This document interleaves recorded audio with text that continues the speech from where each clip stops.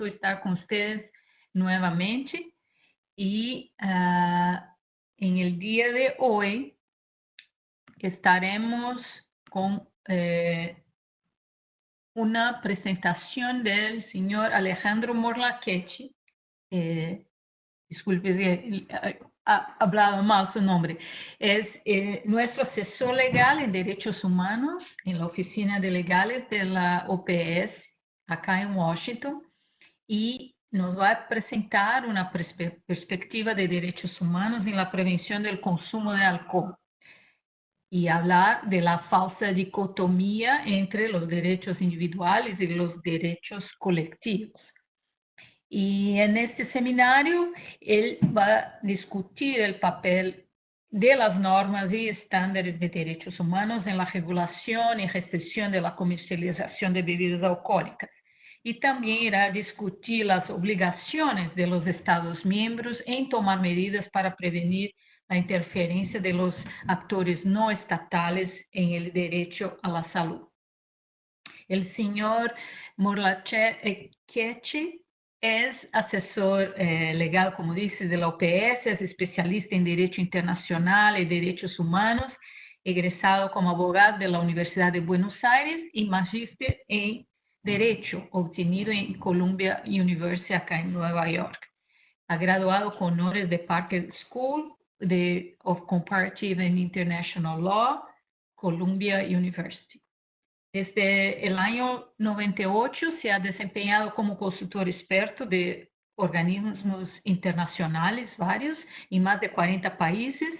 Su trabajo se ha enfocado en la aplicación de los instrumentos universales y regionales de derechos humanos a lo largo del ciclo de vida y con una perspectiva de género e interculturalidad. Cuenta con numerosas publicaciones en diversas materias, incluyendo los derechos de la niñez, las personas jóvenes, las personas mayores, el derecho a la protección social y la seguridad alimentaria, el derecho a la salud y los derechos de las personas en el contexto de la migración. Así que todos estos puntos tienen que ver también con alcohol y vamos a aprender mucho con él. Ha sido profesor titular e invitado en diversas universidades e instituciones académicas de Argentina, Chile, Costa Rica, España y es autor de varias publicaciones. Su ponencia será en español, pero las diapositivas serán en inglés. Si hay personas en línea que puedan seguir, son bienvenidas. Después pueden preguntar en cualquier lengua si tienen preguntas. Él va a hablar y al final vamos a abrir para preguntas y ustedes pueden ir enviando también en el chat las dudas que tengan. Con esto paso la palabra a Alejandro. Disculpe, Alejandro, si pronuncié mal su nombre. Maristela, muchas gracias. Está bien pronunciado, Morlachetti, pero Morlachetti como buen apellido italiano. Muchas gracias, Maristela, por la invitación. Muchas gracias a todo el equipo y muchas gracias a todas las personas que están atendiendo este webinar. Como bien lo mencionaba Maristela, mi rol, mi posición dentro de OPS, yo soy el asesor de derechos humanos. Esta posición funciona dentro de lo que es la oficina del asesor jurídico de OPS, con lo cual cumple una doble función, como además está marcado también en nuestro plan estratégico, que es, por un lado, el análisis de las obligaciones y los compromisos legales que obtienen o adquieren los países a partir de la ratificación de los tratados de derechos humanos, y por el otro lado también la transversalización de la perspectiva de derechos humanos en todos los aspectos programáticos y en nuestra cooperación técnica con los Estados miembros. Con lo cual, este doble rol de la mirada de derechos humanos, por un lado como una perspectiva, por otro lado también como un análisis de las cuestiones legales, las cuestiones de derecho internacional y su incorporación al derecho de cada uno de los países, esta doble dimensión de los derechos humanos está presente tanto en el plan estratégico de la organización como en el mandato específico de mi rol como asesor de derechos humanos.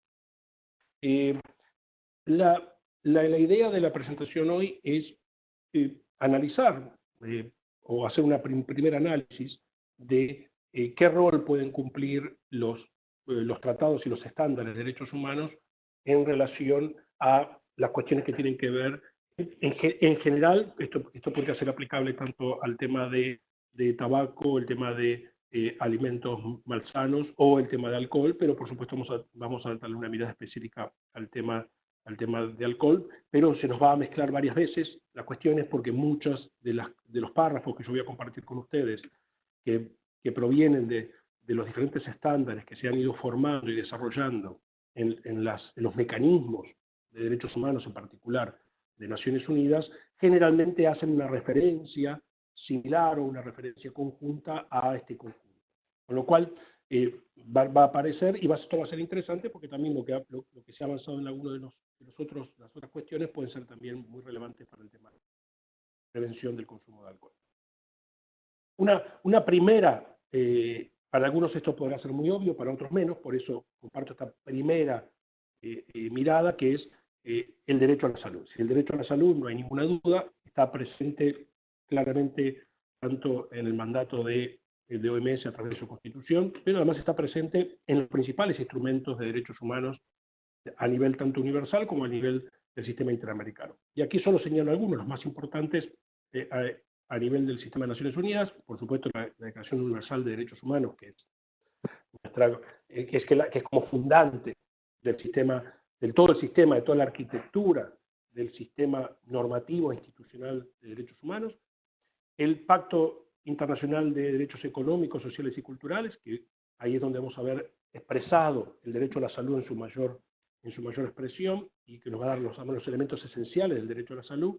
Y después vamos a tener el derecho a la salud mirado desde grupos especiales que son identificados como grupos en especial situación de vulnerabilidad, porque son grupos que por una u otra razón han sufrido vulneraciones de sus derechos históricamente por modelos de poder o modelos de patriarcado o modelos de discriminación. Y aquí aparecen 4 tratados centrales, como son la Convención para la Eliminación de toda la forma de discriminación racial, la Convención para los derechos de las personas con discapacidad, la Convención para la Eliminación de toda la forma de discriminación contra la mujer y la Convención de los Derechos del Niño. Pasamos a la próxima.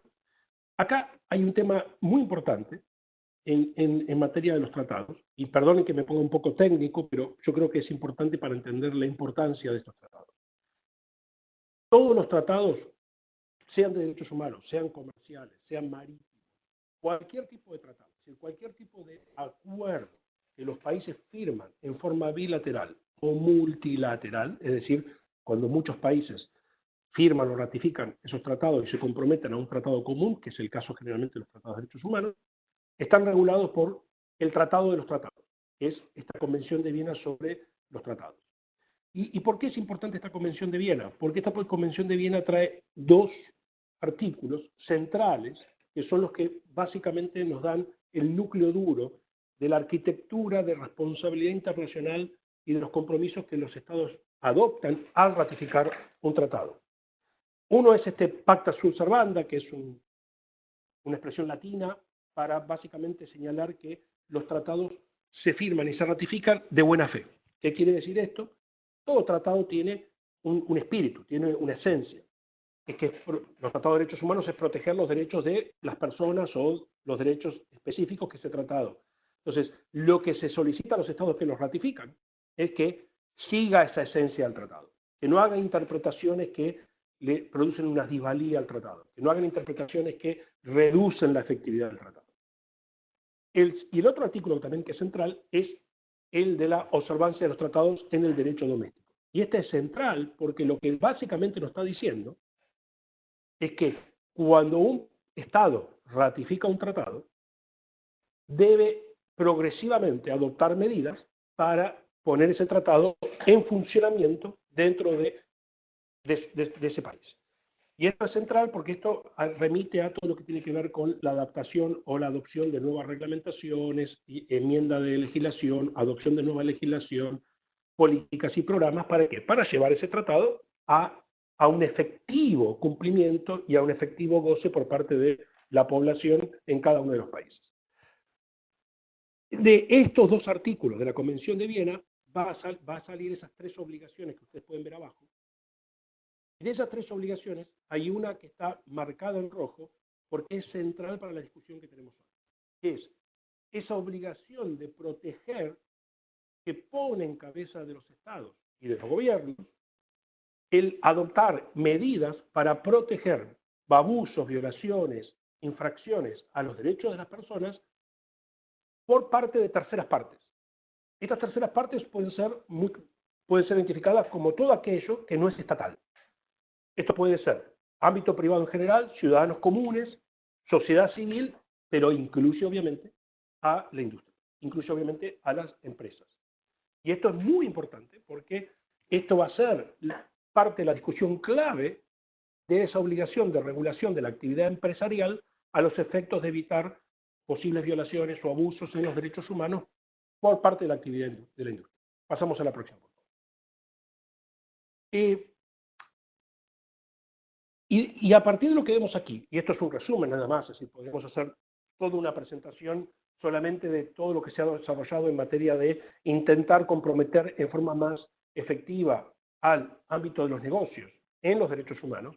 Esto es un muy breve resumen sobre uno de los principales esfuerzos que se han hecho, pero lo que pueden ver, una de las principales cuestiones que podemos sacar de este slide, de esta diapositiva, es que aún uno de los principales esfuerzos, que son estos principios sobre negocios y derechos humanos, no son, como dicen ahí, hard law. Esto no es ley, esto no es un tratado. Esto es lo que llamamos en derecho internacional soft law, es decir, guías, es decir, declaraciones para guiar la actividad empresarial. ¿Por qué es esto? Porque es muy difícil, y esto es una discusión que lleva ya décadas, de cuál y en qué medida el ámbito empresarial privado está obligado a cumplir con los tratados de derechos humanos, porque todo el sistema y la arquitectura institucional y normativa del derecho internacional es básicamente un derecho entre estados. Lo elaboran los estados, lo aprueban los estados, lo firman los estados y lo ratifican los estados. El sistema empresarial, especialmente el transnacional, no forma parte de esta arquitectura, ni en la elaboración, ni en la ratificación, porque no pueden ratificarlo. La ratificación está abierta solo a los estados.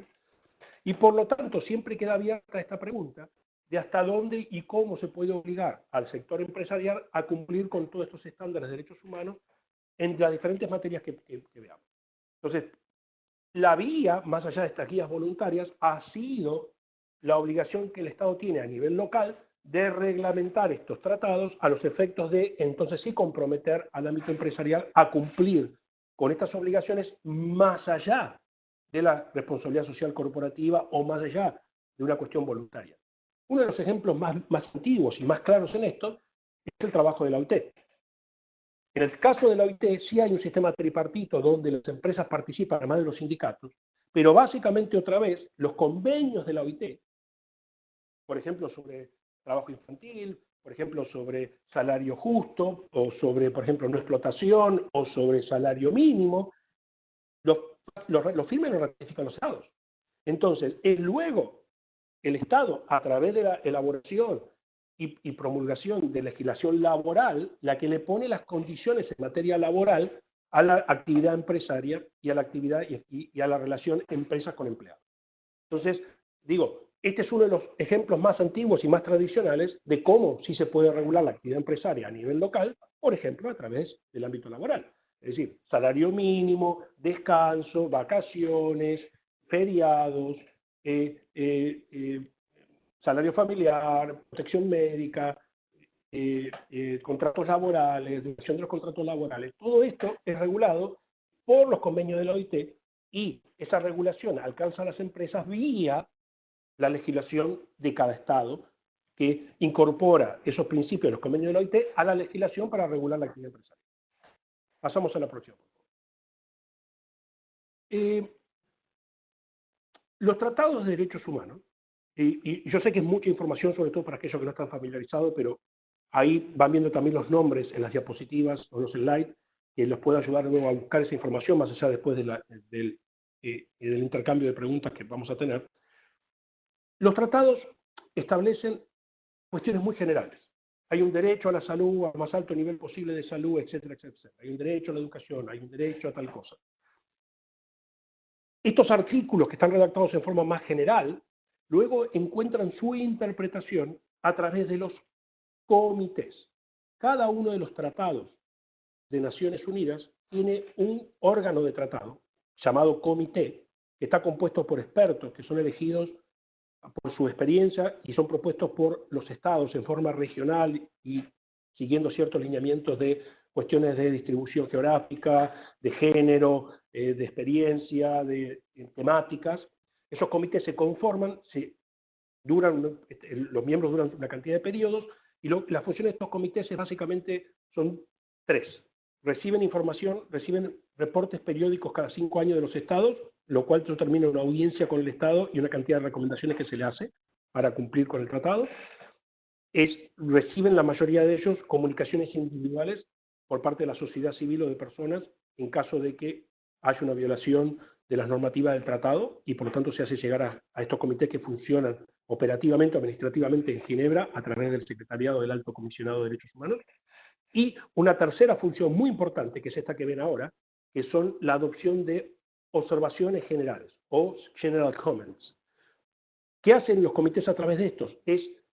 Tratan de articular en forma más clara qué quiere decir el artículo tal del tratado, como ustedes pueden ver ahí, artículo 11 del Pacto de Derechos Económicos, Civiles y Culturales, o Covenant en inglés. Artículo 12 del mismo. Entonces, van tratando de reglamentar, de darle una mayor especificidad a los artículos de cada tratado. Por ejemplo, si ustedes miran al Comité de Derechos Económicos, Civiles, Sociales y Culturales, que interpreta y controla el cumplimiento del Pacto de Derechos Económicos, Sociales y Culturales de Naciones Unidas, el número 12, que ya tiene muchos años, en ese que hablaba sobre alimentación adecuada, ya empieza muy, muy brevemente y muy escuetamente, ya en ese viejo comentario general, ya decía algunas cosas sobre el tema de alimentación, alimentos malsanos y el rol de la industria, pero era muy, muy suave. Se enfocaba mucho más en la obligación del Estado, en el tema de la distribución de la tierra, en el tema del acceso a los cultivos, en el tema de la cadena alimentaria, pero no tanto sobre el rol de la industria. En el comentario general número 14, que es como un poco el comentario más importante y de mucha utilización inclusive dentro de OPS, porque es el que desglosa qué es el derecho al más alto nivel posible de salud, ahí vamos a encontrar algunas menciones más y un poquito más de elaboración. Pero tuvieron que pasar muchos años para llegar al comentario general número 24. Es decir, miren, pasaron del 12 al 24, 12 comentarios generales. Eso significa muchos años. Para que recién el comité haga un comentario general específico sobre el cumplimiento del Pacto de Derechos Económicos, Sociales y Culturales por parte de la industria, por parte de los negocios. No es solo sobre el tema de alimentación, no es solo sobre el tema de alcohol y sobre alimentos malsanos y sobre tabaco, es sobre todos los derechos económicos, sociales y culturales. Ahí también se habla de la educación privada, ahí se habla de los temas culturales, el acceso a los bienes artísticos, ahí se habla de la propiedad privada, se habla del copyright, o sea, de las patentes, pero ya acá se trata, y vamos a verlo después en algunos párrafos, el tema del rol de la industria alimenticia, el rol de la industria de la bebida y el rol de la industria tabacalera respecto a los derechos. Pasamos al próximo.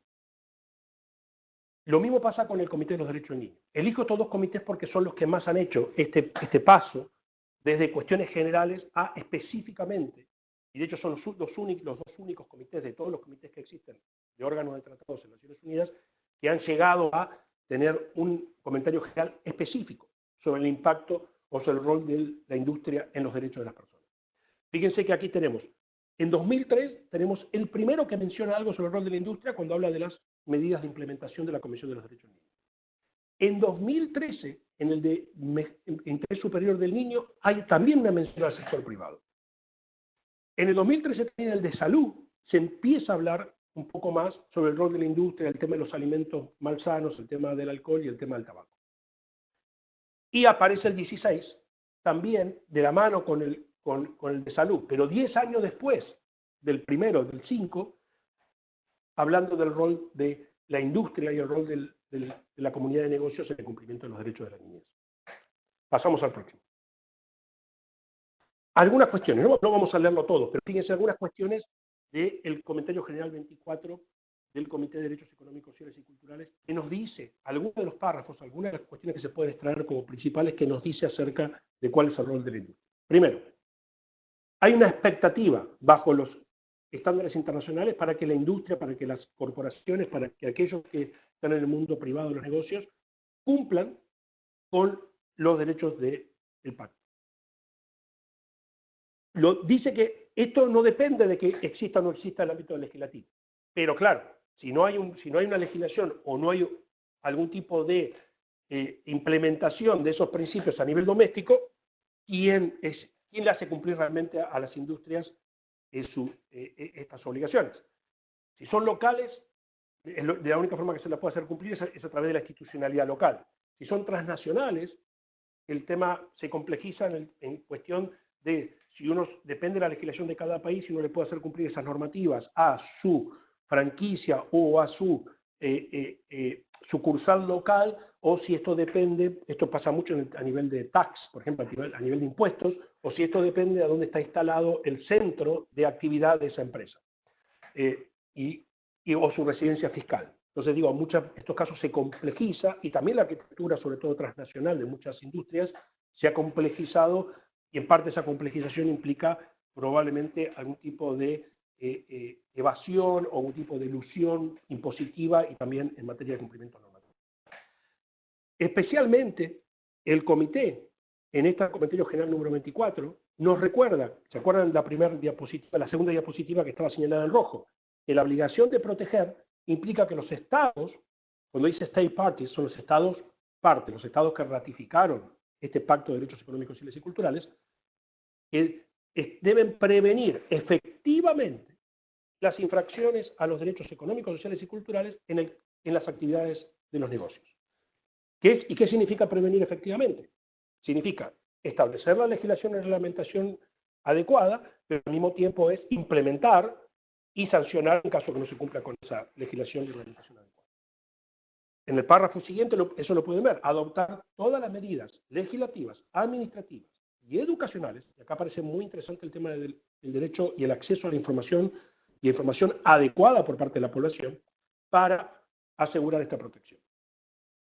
Y menciona como ejemplos, obviamente, el tema de las regulaciones que ya existen en materia de marketing y de publicidad, básicamente, sobre todo, con la Convención Marco sobre el Tabaco y sobre el Código Internacional sobre Sustitutos a la Lactancia Materna, que son nuestros dos principales ejemplos en materia de regulación con un tratado o con un código como el original código de la década del 80 en materia de sostenibilidad de la leche materna, que nos permite de alguna forma tenerlos como modelos en materia de avanzar sobre cuestiones de alimentación o cuestiones para trasladar eso o interpretarlo en materia de alcohol. Pasamos a la próxima, por favor. El Comité de los Derechos del Niño también ha hecho, en forma similar a la del Comité de Derechos Económicos, Civiles y Culturales, referencia específica a este tipo de industria. Y fíjense que es muy interesante, yo uso mucho este slide porque una de las cosas que me ha gustado sobre el Comité de los Derechos del Niño es que el tema del marketing, y fíjense ustedes lo pueden ver en la diapositiva, y lo digo en español por la duda porque está en inglés para aquellos que no lo puedan leer en inglés. El Comité de los Derechos del Niño está diciendo específicamente que el marketing de productos destinados a niños o dirigidos a niños, acuérdense que, digo por el tema de cigarrillos, acuérdense que cuando el comité habla de children, está hablando de hasta 18 años, con lo cual esto abarca el concepto también de adolescencia y juventud. Si tomamos la definición de adolescencia, depende, una la toman de 10 a 18, otra juventud la toman de 15 a 24, digo, esto abarca también la parte de adolescencia y la primera etapa de la juventud. Entonces, el marketing a niños y adolescentes y jóvenes de cigarrillos y alcohol, como comidas y bebidas saturadas, de grasas saturadas, trans fat, azúcar, sal, aditivos, tienen un impacto en su salud. Y acá está la parte importante. Y la relaciona con el artículo 6. ¿Y por qué digo que es importante que lo relacione con el artículo 6 de la Convención de los Derechos del Niño? La Convención de Derechos del Niño tiene varios artículos, pero tradicionalmente se identifican 4 artículos de esa convención como los principios rectores de la convención. El derecho a ser escuchado, el no ser discriminado, el interés superior del niño y el derecho a la vida, desarrollo y supervivencia, que es este artículo 6. Que el comité haya ligado el tema de marketing y de publicidad que puede inducir a los niños y a los adolescentes a consumir productos que pueden ser dañinos a su salud, y que esto esté ligado al artículo 6, significa que el comité le ha dado una mayor importancia y lo ha ligado a uno de los principios rectores, lo cual esto le levanta la jerarquía a esta discusión en la consideración del comité y en los estándares que el comité nos está dando para interpretar y para guiar a los estados también en la adopción de legislación, regulaciones e implementación. Si ustedes leen el artículo 6 de la Convención, redactado en la década del 80, no dice nada de este tema. Es un artículo que habla sobre la protección del derecho a la vida, el desarrollo, la protección de los derechos, pero que el comité ligue este tema del marketing de estos productos al artículo 6, nos pone esto en un escalón superior, nos pone esto en la posibilidad de elaborar mucho más estos tipos de argumentos. Entonces, y después aparece un lenguaje similar al del Comité de Derechos Económicos, Sociales y Culturales en materia de regulación, en materia de monitoreo, de todo lo que es la actividad de publicidad y de marketing. Y otra vez hace igual que el comité, prácticamente un párrafo muy similar, y lo relaciona con la Convención Marco de Tabaco y con el Código de Marketing de Sustituto de la Leche Materna. Pasamos al próximo. Fíjense que acá el comité nos da algunos estándares muy interesantes. Primero, hace una distinción que es importante que hagamos, porque esto se viene discutiendo en el derecho internacional hace mucho tiempo. Cuando hablamos de sector privado o cuando hablamos de actividad empresarial, tenemos que tener una nota al pie, porque puede haber industrias en donde el Estado es partícipe de esa industria, sea porque es controlada por el Estado o porque el Estado tiene algún tipo de voto mayoritario o algo. Entonces, ¿qué son estos casos de industrias privadas mezcladas sector privado? Si la industria tiene participación del Estado, esto ocurre, por ejemplo, muy comúnmente en petróleo, por ejemplo, o en medios de transporte. Pero si se trata, por ejemplo, de industria tabacalera o de bebidas o demás, donde el Estado tiene algún tipo de participación, sea porque tiene capacidad de decisión, porque participa del directorio, porque tiene acciones, porque es una industria estatal con participación privada, en ese caso, la aplicación de los estándares de derechos humanos es mucho más directa, porque ya no es solamente regulación del Estado del sector privado, es el Estado tiene que cumplir en forma efectiva y en forma directa los tratados de derechos humanos y por lo tanto las obligaciones también en materia de prevención de marketing o publicidad perjudicial para las niñas.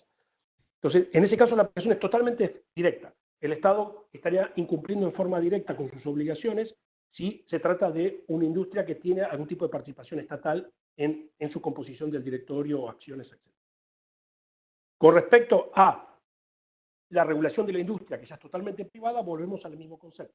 Tiene que haber un ambiente regulatorio, legislativo regulatorio y de monitoreo para el cumplimiento efectivo. Si el Estado no cumple con esa progresiva reglamentación y adopción de legislación y de implementación, el Estado podría ser considerado que está en violación en infracción y en violación sea el Pacto de Derechos Económicos, Sociales y Culturales o la Comisión de los Derechos del Niño, basados en estas interpretaciones que viene haciendo el comité y por las cuales el comité además lo va a evaluar al Estado cuando a cada uno de los estados le toca presentar sus reportes e ir a la audiencia pública con los comités para explicar qué progreso han hecho en materia de estos temas.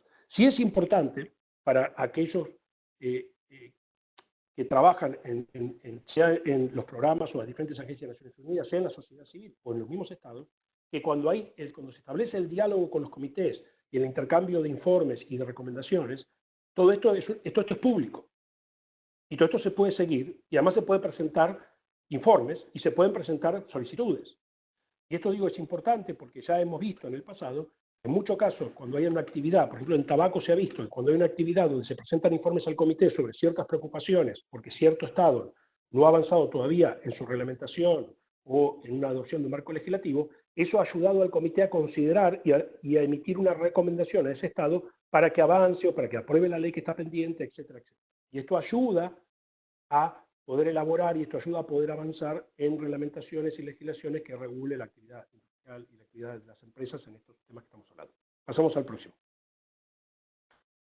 Este es un párrafo que yo rescato específicamente porque es realmente fuerte, porque es muy efectivo y porque es muy directo. Lo que dice básicamente, lo traduzco además, dice que un Estado va a estar en violación o va a romper sus obligaciones bajo la Comisión de los Derechos Niños cuando falla en respetar, proteger y cumplir, pero acá está la palabra proteger, los derechos del niño en relación a las actividades empresarias y las operaciones de las corporaciones o de la industria que pueden impactar en la niñez.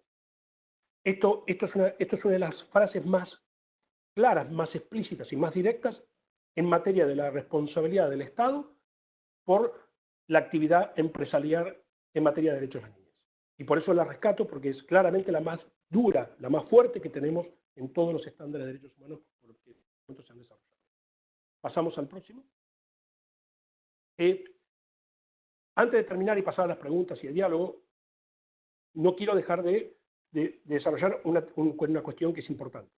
La industria en estos años ha sido inteligente en también desarrollar argumentos de derechos humanos para contrarrestar muchas de las regulaciones que se han ido avanzando. Por eso lo titulamos esto tensión o human rights tension, porque claro, los derechos humanos constantemente hay un tema de balance. Yo puedo decir, yo tengo un derecho a, pero otro me dice, pero yo también tengo el derecho a.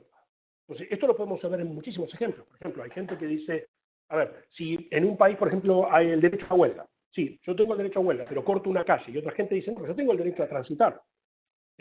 Y le puedo dar millones de ejemplos de cómo constantemente tenemos tensiones entre los derechos, pero algunos derechos pueden prevalecer sobre otros, más que nada no porque los derechos tengan jerarquías, sino porque la cuestión en juego prevalece. Entonces, ¿qué dice generalmente la industria? Que cuando yo regulo excesivamente, o cuando yo regulo la actividad o regulo el marketing, lo que estoy haciendo es privando a las personas de su autonomía personal. Entonces, que estoy violando su derecho personal a la autonomía y a la libertad de expresión, al acceso a la información, porque dicen que al estar coartando la posibilidad de publicitar sus productos, esa información no le está llegando a parte de la población. O, por ejemplo, esto es un argumento que se ha usado mucho con el tabaco, cuando no le permito fumar en un espacio cerrado, lo estoy obligando o no le estoy dejando ejercer un derecho y su autonomía porque no le permito fumar en ningún lugar cerrado y lo estoy obligando a fumar en condiciones, no sé,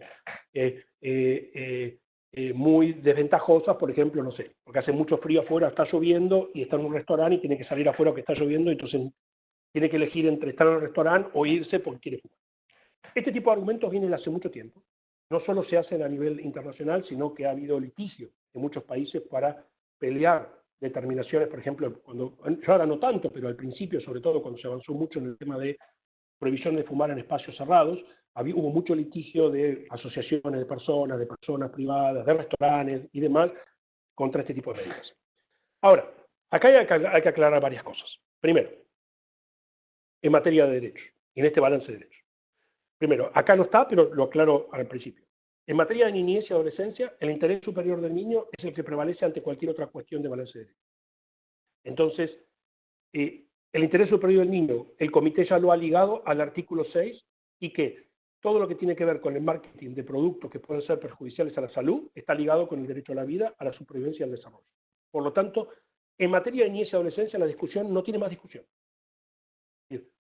Prevalece absolutamente el interés superior del niño, su salud, su vida y su desarrollo por sobre cualquier otra consideración que pueda tener el ámbito de las empresas y cualquier consideración sobre autonomía personal. El niño tiene derecho a ser protegido en su salud y se acaba esa discusión en ese sentido. Y todo tipo de marketing que lo induzca al consumo y que lo trate de engañar para producir el consumo a través de atracciones de juguetes y demás cosas, claramente violenta los derechos del niño. Ahí no hay ningún tipo de discusión. En materia de adultos, veamos la comparación entre esta tensión de lo que dicen las empresas y algunas, puede haber muchos más argumentos, de las cuestiones que puse abajo de ese bat en rojo. Primero, no se está interfiriendo con la actividad económica en sí de comprar, producir o vender, sino con el tratar de atraer a través de diferentes tipos de propagandas o de marketing que tratan de generar una necesidad o tratan de inducir a un consumo pero no a la actividad económica en sí. Por lo tanto, no se está restringiendo la autonomía del consumo, no está restringiendo la posibilidad de acceder al consumo, sino simplemente lo que se está haciendo es equivaler y demás. Y segundo, que es muy importante, las restricciones en materia de publicidad no pueden ser comparadas con el concepto fundamental, que es un derecho fundamental, de la libertad de expresión. La libertad de expresión es una doble vía en donde yo puedo escuchar, acceder a información, pero también puedo expresar y puedo influir. Y está generalmente relacionada con mis derechos políticos y civiles. Pero la libertad de expresión no está relacionada con alguien que me genera una publicidad en la cual yo solo la consumo y la veo, en la cual no tengo ninguna capacidad de decisión y que además esa publicidad claramente, además a través de los expertos, está totalmente probado, lo que trata de generar o inducir conductas a partir de ciertas cuestiones atractivas e inclusive en muchos casos generando información que no necesariamente, o por lo menos es confusa, ambigua o en algunos casos incluso no es real en términos de si el producto es o no perjudicial a la salud. Y por último, el derecho a la salud como un bien colectivo es obviamente mucho más importante que los posibles intereses del ámbito empresarial. Si algún ejemplo, si bien este tema no tiene nada que ver o no está ligado directamente con la situación especial que estamos viviendo hoy en materia de pandemia, pero si alguna duda hay de la importancia que tiene el derecho a la salud, lo podemos ver hoy en el contexto de la pandemia de COVID-19, en donde para proteger el derecho colectivo a la salud se ha tenido que tomar medidas muy duras en materia de distanciamiento social que afectan ciertos derechos, pero que se hace justamente en nombre de esa protección mayor a un interés mucho mayor que es la salud colectiva de la población. Entonces, claramente no es suficiente el argumento que ha utilizado normalmente la industria de libertad de expresión o de acceso a la información por sobre un argumento de protección de la salud de individual y colectiva de la población. Con esto termino y estoy disponible para preguntas, diálogos. Muchas gracias. Muchas gracias, Alejandro. Fue una excelente ponencia suya, muy clara, y espero que la gente tenga preguntas, comentarios, y abro para que las hagan.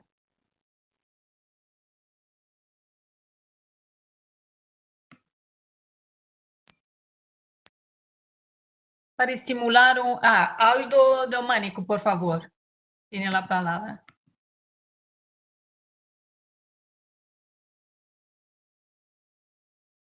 Hay que poner activo el micrófono.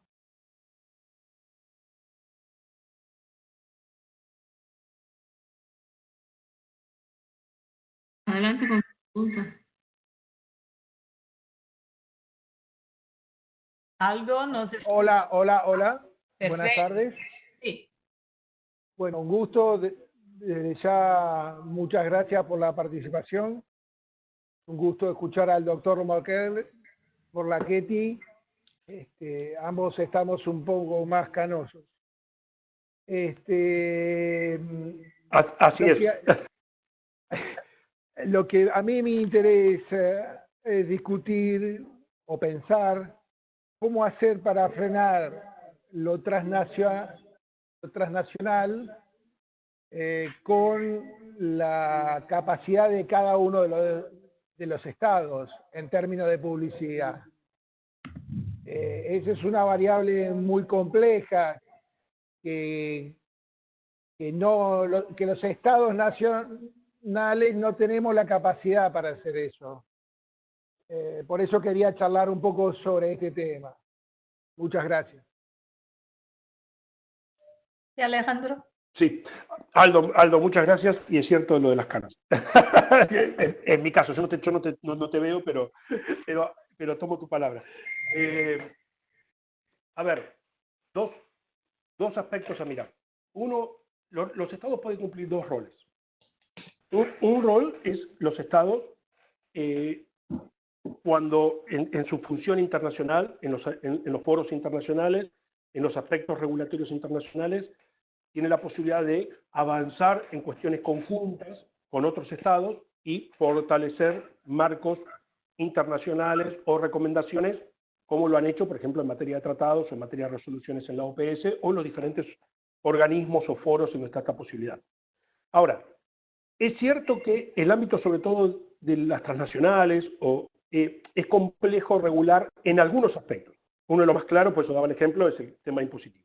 Es decir, ustedes saben que hay maniobras donde las ganancias se reportan en la isla tal, pero en el país donde está presente no reporta ganancias o reporta pérdidas por préstamos que hacen internos y demás.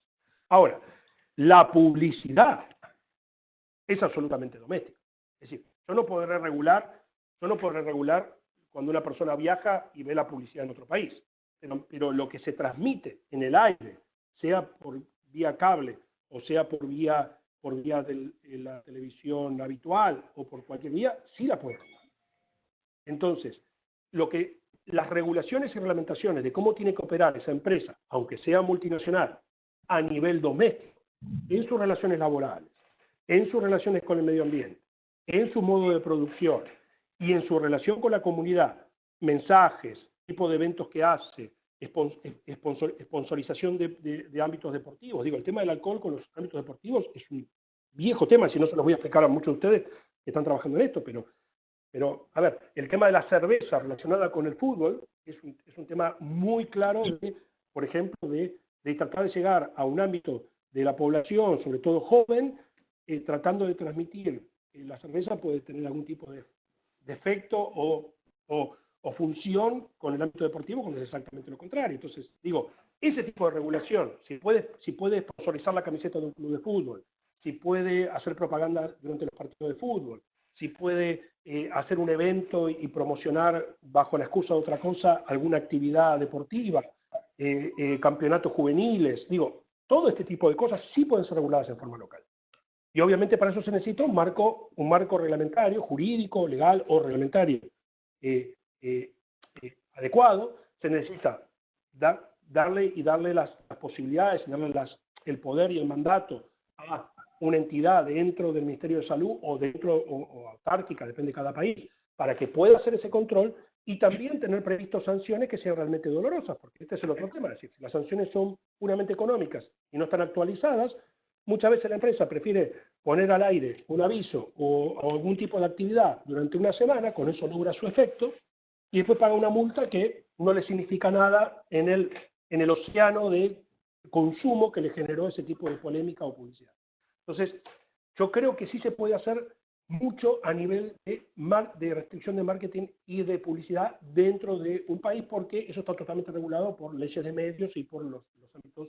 Pero acá sí es importante también una relación de discusión y una relación entre el ámbito de aquellos que están en el ámbito sanitario y de la salud y de la regulación también de alimentos y bebidas con los medios de comunicación y a través de una ley de medios adecuada.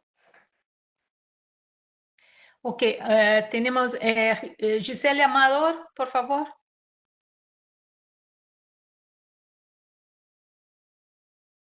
¿Ahora me escucha? Sí, muy bien. Bueno, muchas gracias, doctor Alejandro. Estuvo muy interesante su presentación. Yo tengo una pregunta que es más a la práctica. En Costa Rica hay una regulación importante de la venta de alcohol. Los congresistas, los diputados hicieron un cambio hace unos 5 años tratando de liberar más control de la publicidad y otros controles que existían. Sin embargo, todavía está en uso y se está aplicando. La situación principal es que con la crisis económica, los productores de bebidas alcohólicas hablan que no pueden mantener sus empresas como tales y que tiene que liberarse esas prohibiciones. Y en este momento ya hay una propuesta para que en el deporte se pueda anunciar la cerveza, que es el producto que principalmente. Uno como yo ya no estoy trabajando, estoy jubilada, pero yo dentro del Ministerio de Salud hice todo lo posible para que esto se lograra aplicar.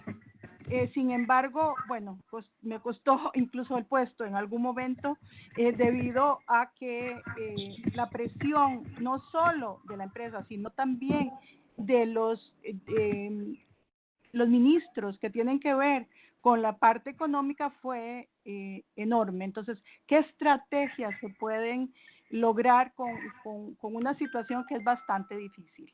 Gracias. Muchas gracias por la pregunta. A ver, las empresas siempre van a buscar algún tipo de excusa para poder saltear o relajar lo que tiene que ver con reglamentaciones y regulaciones en materia de publicidad. Y esto lo que marca es cuán importante es el tema de la publicidad. Porque fíjense que hay dos discursos como que se encuentran. Por un lado, tratan de disminuir la importancia de la publicidad como generadora de consumo. Cuando establecen estas discusiones que yo mencionaba antes y que dicen que el tema de la publicidad y el marketing en realidad es un tema de acceso a la información, en realidad este mismo argumento que ahora, por ejemplo, elaboran en Costa Rica, lo que hacen es desmentir esto. A ver, si una persona quiere consumir, no necesita de la publicidad o del marketing para consumir. En cambio, lo que están diciendo es que a través de la publicidad masiva y del marketing masivo, ellos logran subir el consumo, o sea, logran inducir al consumo. Entonces, este tipo de argumentos que están utilizando son los que nos demuestran la importancia de mantener las restricciones y las regulaciones en materia de publicidad y marketing. Porque lo que hacen es inducir a un consumo que quizás ese consumo no se hubiera producido sin esa publicidad. Obviamente, todas las industrias, y esto lo sabemos todos, todas las industrias, todas las actividades, sean más grandes o más chicas, están siendo seriamente afectadas por una situación tan extraordinaria como es la pandemia que estamos viviendo. No veo ninguna, sinceramente, no veo ninguna razón, además de todas las medidas que ya hablamos y además de que sería totalmente contraproducente en una situación de pandemia donde las personas tienen que mantenerse más saludables que nunca, si tratar en lo posible, dentro de lo que la situación económica se los permita, de consumir productos lo más sanos posibles para que se pueda mantener en una situación donde probablemente haya restricción de ejercicios, no todo el mundo va a poder ejercitarse en aquellos países que tienen medidas de distanciamiento social más duras. Entonces, donde justamente todo el consumo de bebidas alcohólicas o el consumo de productos altamente elaborados y con altos niveles de azúcar y sal son más perjudiciales que nunca porque no tiene esta otra contraparte que la actividad física. Más que nunca se tienen que mantener estas medidas y no veo ninguna razón para interrumpirlas, más allá que insisto que creo que este es un perfecto ejemplo el que usted nos trae de demostrar que sí las actividades de marketing y de publicidad generan un consumo excesivo y un consumo adicional de alcohol u otros productos que no son buenos para la salud. Gracias. Y voy a pasar algunas del chat y respondes de una sola vez. Gustavo Flores quería preguntar las normas internacionales que establecen orientaciones para el desarrollo de normativas nacionales en relación a la producción de alcohol. Otra que nos llegó privada, quería preguntar las normas, no, disculpe, esa es la misma. En la comunidad hay una cultura de que beber alcohol es sinónimo de alegría, pero ¿qué hacer cuando se intenta rehabilitar a los jóvenes, cuando los centros de rehabilitación son muy costosos para muchas familias y no hay centros accesibles en costos que rehabiliten adecuadamente a los jóvenes de la adicción? Y se han visto varios casos de centros de rehabilitación clandestina. Y la última, si en una tienda le venden cerveza a un menor de edad, es un comentario, en México hay sanciones económicas.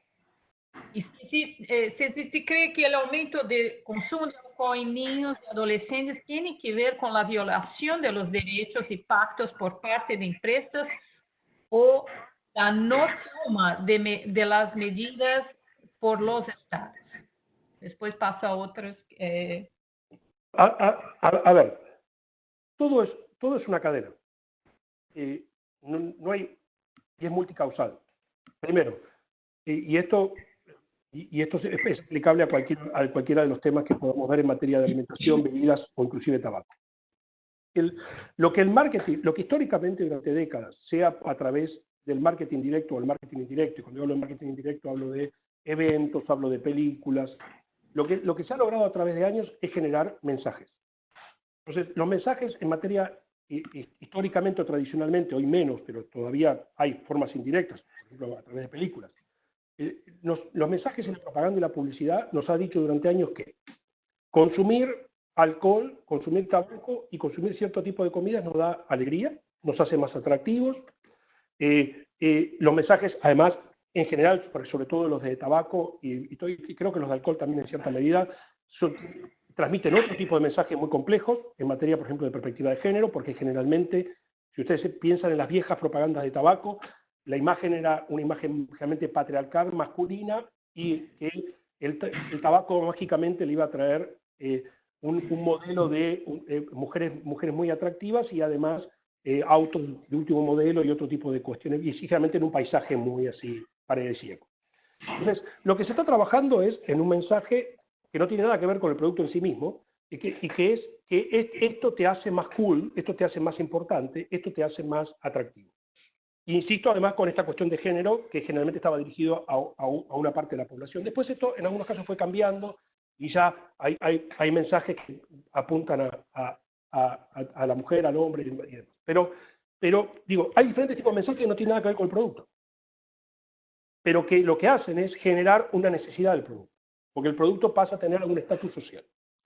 Por supuesto, con lo que ha pasado, por ejemplo, con el tabaco, de a poco, el tabaco, sea por el aumento del costo de la compra del tabaco en algunos países, no en todos, a través de los impuestos, sea porque desaparece esa publicidad directa, sea porque la imagen de las personas fumando bajo la nieve, porque tiene que salir del restaurante, pasa a ser una imagen casi poco atractiva.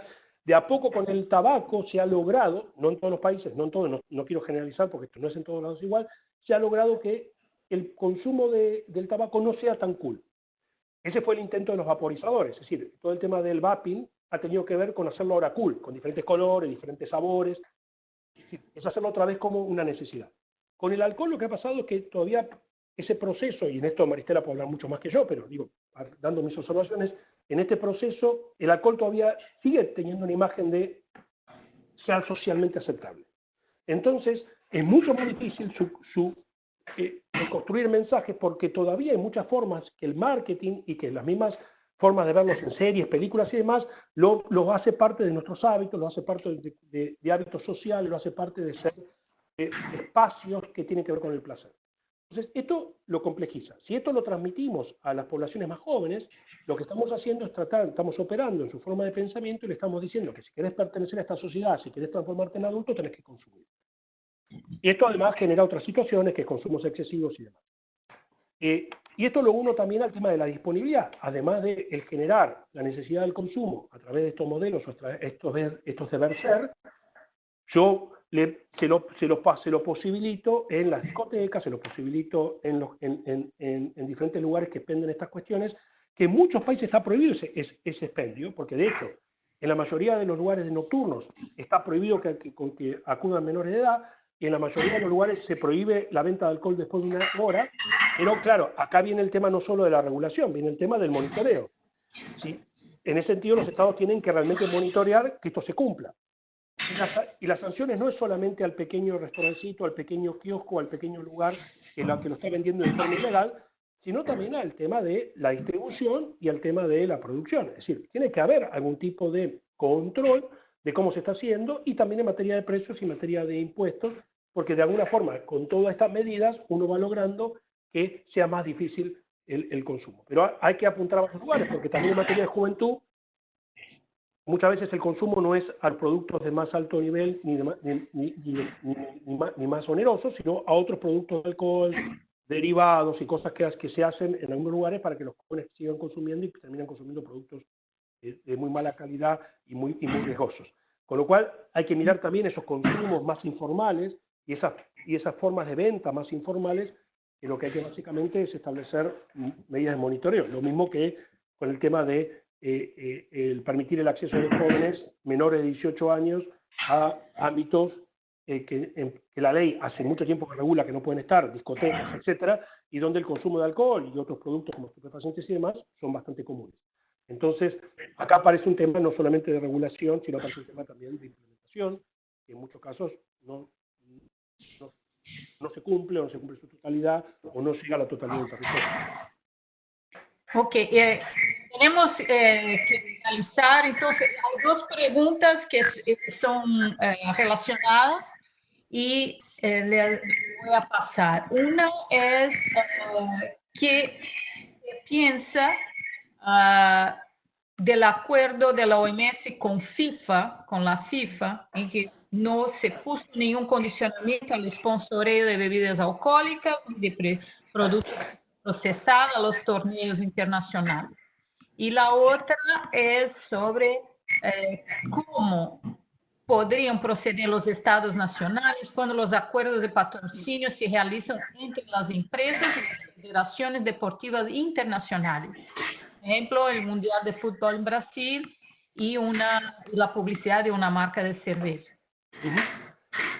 A ver, no conozco la verdad que no conozco los detalles del acuerdo entre la OMS y la FIFA, pero si no hay ningún tipo de condicionamiento, es un tema realmente para ver. Desconozco los términos del acuerdo, si ha habido algún tipo de diálogo en ese sentido. La verdad que no. Sería bueno pensar que debería haberlo, pero la verdad que desconozco el acuerdo.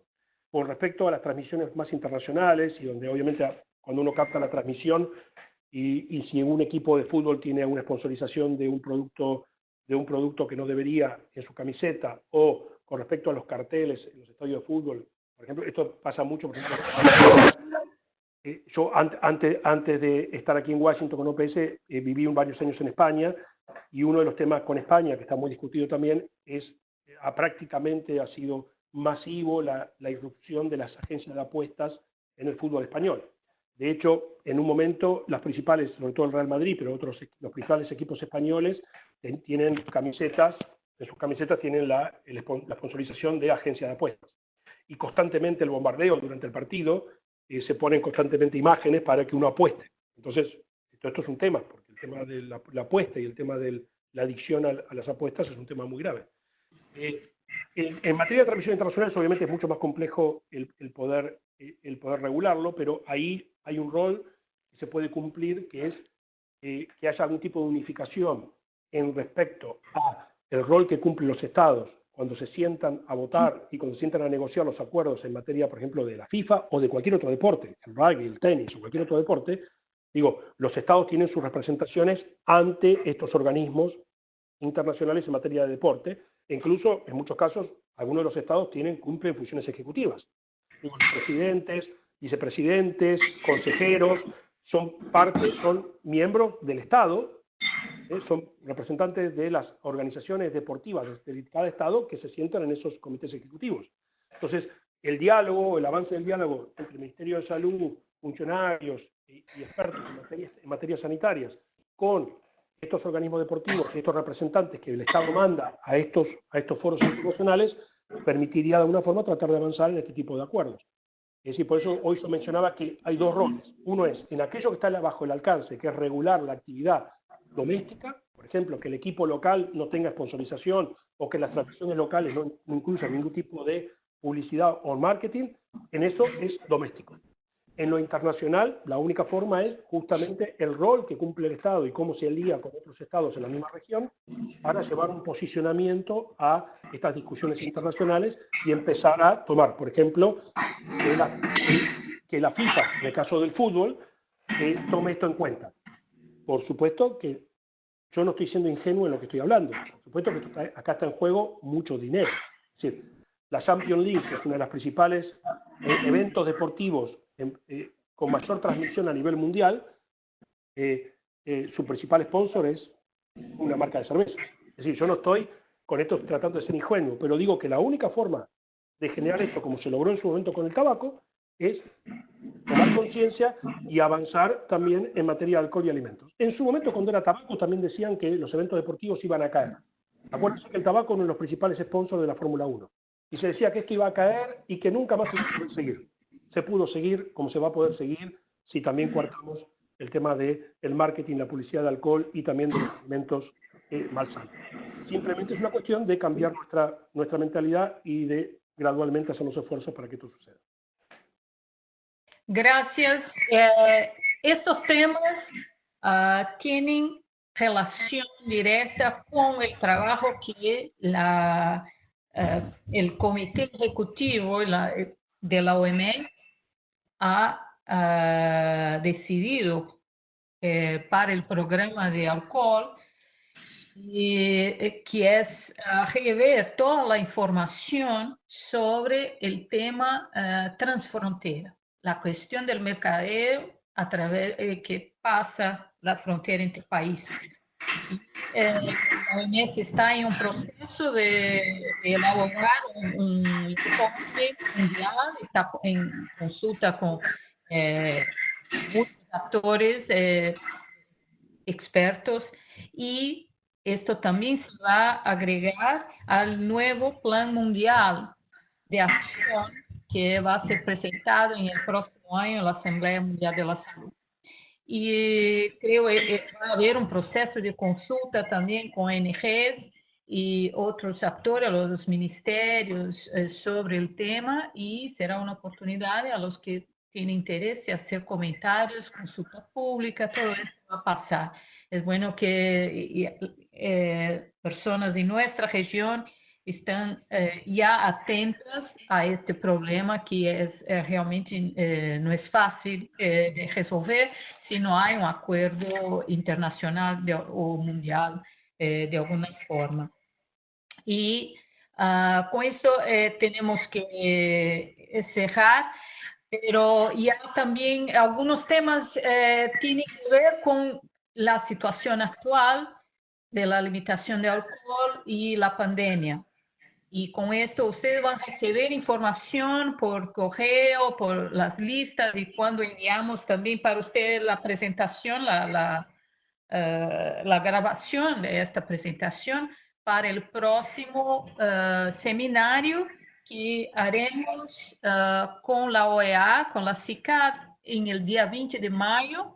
Yo voy a estar presentando sobre alcohol y COVID en la pandemia, coronavirus, y ya una invitación a que todos si puedan conectar, va a ser en español, después ya estamos planeando hacerla en otras lenguas también, pero yo ya hizo con puntos focales del Caribe en inglés, pero este va a ser en español con la CICAD OEA la próxima semana.